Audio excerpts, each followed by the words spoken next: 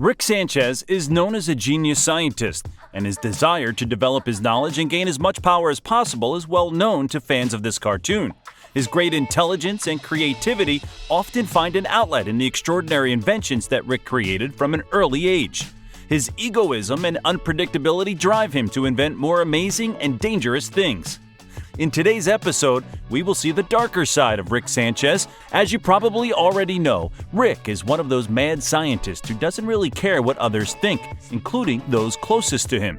His character is known for his unpredictable and nihilistic ideas, for which he often suffers the consequences. Such an example is in episode 5 of season 3, where he is targeted by a man named Risotto Groupon, whose people were enslaved after Rick sold guns to their enemy.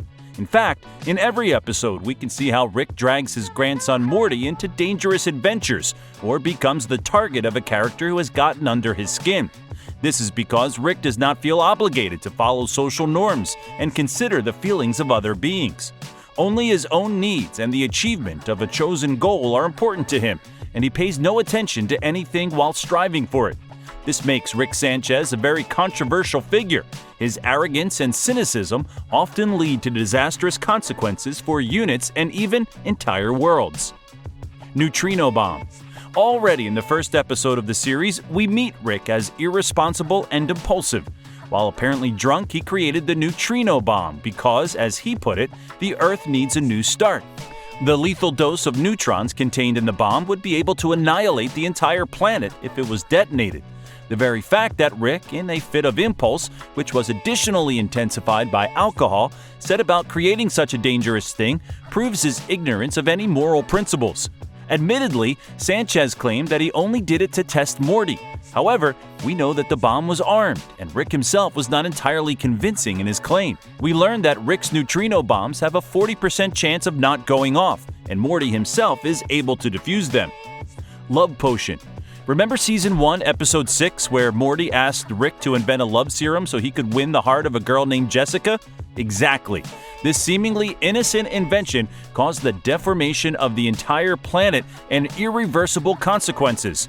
Turning people into Cronenberg creatures was atrocious, but the least ethical was the very fact of creating a love potion. The Vol DNA that Rick used to create the drink caused not so much a person's love for Morty as an obsessive infatuation. It made the characters devoid of their own will, as well as who they really were. The potion was so strong that the subject was unable to think rationally and focus his attention only on Morty. While the serum was already dangerous in itself, there was a risk of transferring its effects to others.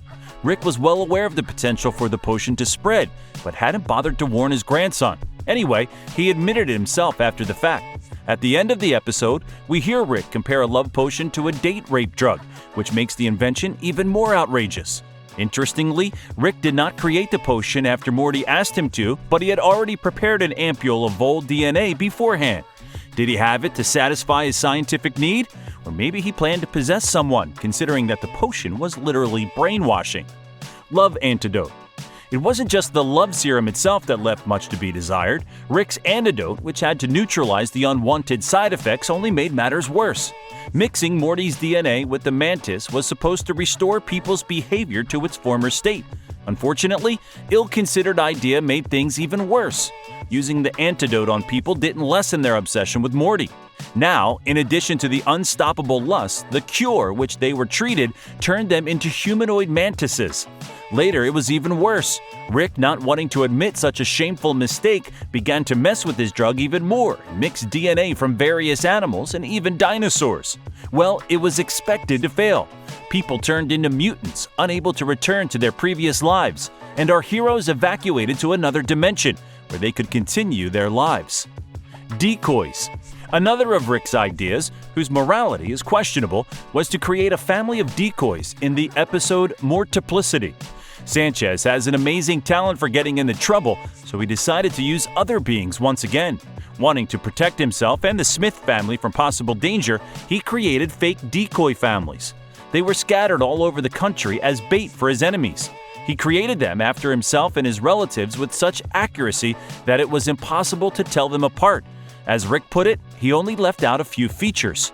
The decoys were unaware that they were copies and carried on with their lives. Moreover, almost all versions of Rick were unable to determine if they were the original one, so they started making their own decoys, or rather, they came up with the same idea all over again. This shows that Rick actually created intelligent beings, capable of feeling emotions and wanting to live their lives. The beginning of their extermination only initiated a war between the clones who want to live without fear of being wiped out. From the beginning, Beth was not thrilled with their father's crazy and immoral idea. She began to protest when he stated that all decoys must be exterminated. Ultimately, Rick apologizes to Beth for the whole idea. He also admits that he did it out of fear for his family. He wanted to protect himself from the loss of his loved ones, and it would seem that he himself was not fully aware of the direction in which it could all go. Safe point device.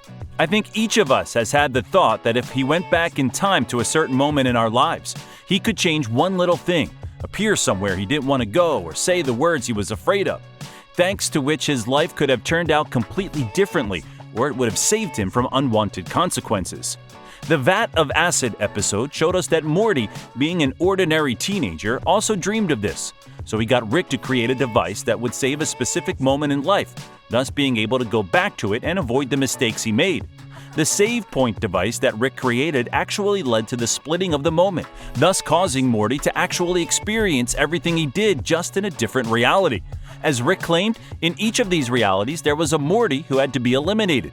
Morty, being sure that after using the remote control, a given moment did not happen, took more and more risky actions, which often led to his death. Knowing that he would reset everything he had done, he also did not shy away from committing suicide several times when he accidentally saved one of the unwanted moments of his life. The save point device created by Rick was really supposed to be another lesson for Morty. He allowed him to do a lot of stupid things and then made him aware, allowing his grandson to live with the knowledge of killing hundreds of other copies of himself. In the end, Rick reset the first fission, and the creation of the other Mortys was purely theoretical. However, this does not justify the fact that Rick created a dangerous invention that, in the hands of an irresponsible and thoughtless teenager, was fatal. Microverse battery.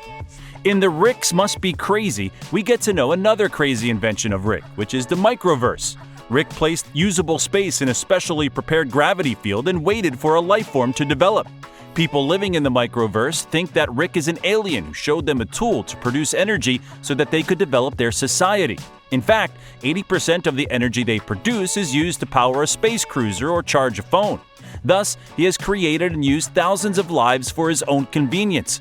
When he finds out that the scientists created an identical battery in this microworld, he admitted it was unethical. While at first he insisted the whole concept was fine and saw no objections, later in the episode he admits that it sounds like slavery with extras. Once again, we see, as for Sanchez, it is not an obstacle to use others for his own purposes. In addition, he's well aware of what a hypocrite he is. In his life, Rick constantly overcomes new barriers, and he doesn't care about the laws of physics or nature. Although it often seems that something is impossible to skip, he easily finds a way out of the situation. His inventions, although often have trivial applications, are veritable works of art. Unfortunately, while creating them, morality or good taste have nothing to do with it. Rick Sanchez will go one step further, absolutely anything to achieve his goal. Whether we like it or not, that's what makes him so effective.